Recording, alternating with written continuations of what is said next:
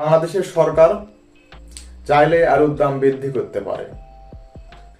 আসসালামু আলাইকুম। আজকে আমি কথা বলবো বর্তমান বাংলাদেশের আলু চাষী ভাইদের আলুর দাম নিয়ে। বর্তমানে আলুর দাম, বড় আলু 500 টাকা মন, তাও আবার 40 কেজি না, 41 কেজি মন। 500 টাকা মন আলু বিক্রয় করে একজন কৃষকের কি হতে পারে? 1 বিঘা মাটিতে সর্বোচ্চ একটি চাষি আলু ফলাতে পারে 40 মন।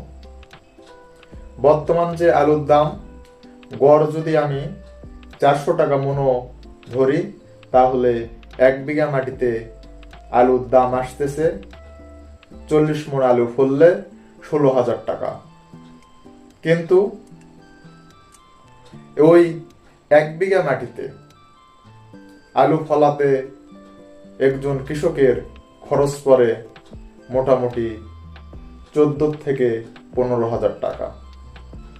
তাহলে আলু চাষ করার পরে ওই কৃষক যদি 16,000 টাকার আলু বিক্রয় করে, তাহলে ওই কৃষকের কি অবস্থা হতে পারে?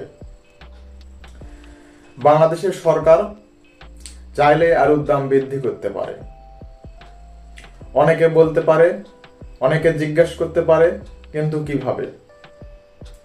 আমি বলবো, বাংলাদেশে মোটামুটি 1 কোটি পরিবারকে স্বল্প মূল্যে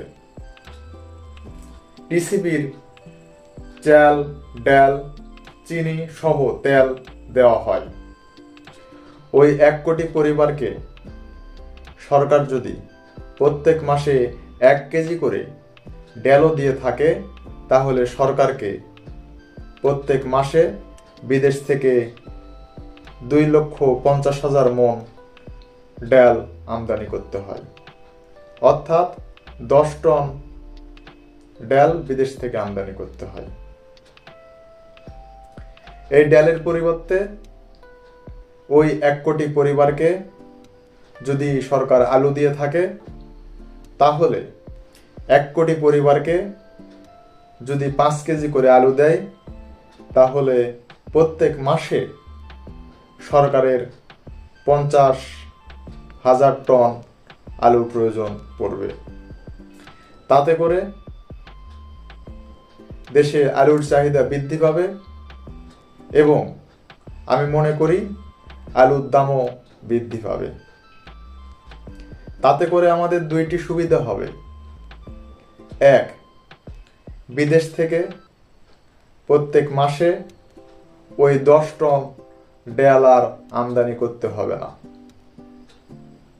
এবং দেশের বাজারে আলুর চাহিদা বৃদ্ধি পাবে এবং আলুর দাম বৃদ্ধি পাবে। তাতে করে বাংলাদেশের আলু চাষি আলুর ন্যায্য দাম পাবে এবং আমাদের বিদেশ থেকে আর ডাল আমদানি করতে হবে না। তাতে করে আমি মনে করি দেশের অর্থনীতি সচল হবে।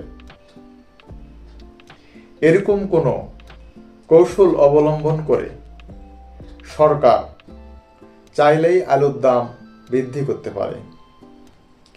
আমার মনে হয় এরকম কিছু কৌশল অবলম্বন করে সরকারের কৃষকের কথা ভেবে, বাংলাদেশের আলু চাষি ভাইদের কথা ভেবে আলুর দাম কোনো কৌশল অবলম্বন করে বৃদ্ধি করা প্রয়োজন মনে করি আমি। আপনারা কি মনে করেন? আমাকে একটু জানাবেন।